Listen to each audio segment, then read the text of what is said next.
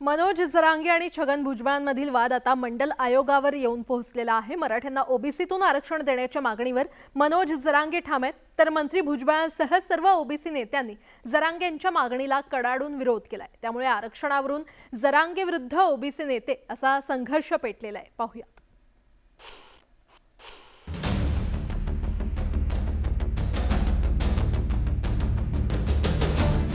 मनोज जरांगे पाटलांनी मराठा आरक्षणाचा मुद्दा लावून धरलाय, तर ओबीसी नेते ओबीसी आरक्षणाला धक्का लागू नये या मागणीसाठी आक्रमक झाले आहेत। मराठा समाजाला ओबीसी ऐवजी स्वतंत्र आरक्षण द्यावं अशी मागणी ओबीसी नेत्यांनी केली आहे। त्यासाठी लक्ष्मण हाकेंनी वडीगोद्री गावात उपोषणास्त्र उपसलं होतं, पण ओबीसी नेत्यांच्या मध्यस्थीनंतर हाकेंनी उपोषण स्थगित केलं। दरम्यान मनोज जरांगे पाटील ओबीसी आरक्षणावरून चांगलेच आक्रमक झाल्याचं पाहायला मिळतंय। जरांगेंनी पुन्हा एकदा मंडल आयोगाचा मुद्दा उपस्थित केलाय। पण तुम्ही हे पण करा ना, ज्या मंडल कमिशनने 14% आरक्षण दिले, त्यांना जे रूल दिले होते त्या रूलनुसार त्यांनी आरक्षण दिले की नाही ती चौकशी करा आणि त्यांच्यावर कारवाई करा। तेही 14% रद्द करा, त्याच्यावरती पण कारवाई करा। मंडल आयोगावरती सुद्धा कारवाई करा। दिले 14%, त्याच्यानंतर ज्या नेत्यांनी दिले 1994 ला त्याच्यावरही कारवाई करा, तेही 16% वरच रद्द करा। ओबीसी नेत्यांनी मराठा समाजाला ओबीसीतून आरक्षण देण्यास विरोध केल्यानं जरांगे पाटलांनी मंडल आयोगाच्या शिफारशीवर सवाल उपस्थित केलाय। पण मंडल आयोगाला यापूर्वीच सर्वोच्च न्यायालयात आव्हान देण्यात आलं होतं, असं ओबीसी आरक्षण अभ्यासकांचं म्हणणं आहे।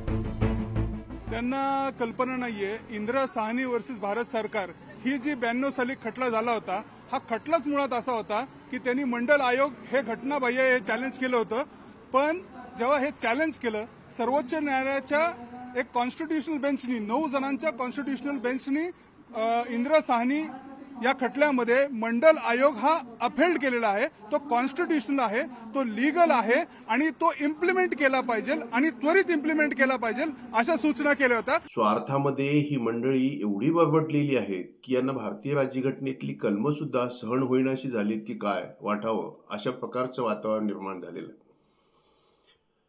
हे संपवायचं असेल तर मी पहिल्या दिवसापासून मागणी करतो, प्रत्येक समाजाची स्थिती कशी आहे याचा संपूर्ण सर्वेक्षण झालं पाहिजे, निष्पक्षपातीपणे झालं पाहिजे। मंडल आयोगाच्या इतिहासावर नजर टाकल्यास 90च्या दशकात मंडल आयोगावरून देशातील राजकारण ढवळून निघालं होतं। तत्कालीन पंतप्रधान मोरारजी देसाई यांनी 1979 साली मंडल आयोगाची स्थापना केली होती। देशातील इतर मागासांच्या सामाजिक स्थितीचा आढावा घेण्यासाठी माजी खासदार बिंदेश्वरी प्रसाद मंडल यांच्या अध्यक्षतेखाली 5 सदस्यीय आयोगाची स्थापना करण्यात आली।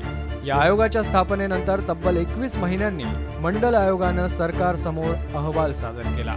त्यामध्ये देशातील ओबीसी अर्थात इतर मागासवर्गीयांना 27% आरक्षणाची शिफारस मंडल आयोगानं केली होती। पण त्यानंतर देशात सत्तांतर झालं, केंद्रात इंदिरा गांधी सत्तेत आल्या, पण मंडल आयोगाच्या शिफारशींची सरकारनं अंमलबजावणी केली नाही। पुढे राजीव गांधींच्या सत्तेतही तोच कित्ता गिरवण्यात आला। पण 1989 मध्ये तत्कालीन पंतप्रधान व्हीपी सिंग यांनी मंडल आयोग लागू करण्याचा ऐतिहासिक निर्णय घेतला। त्यावरून देशात बरंच राजकारण रंगलं होतं।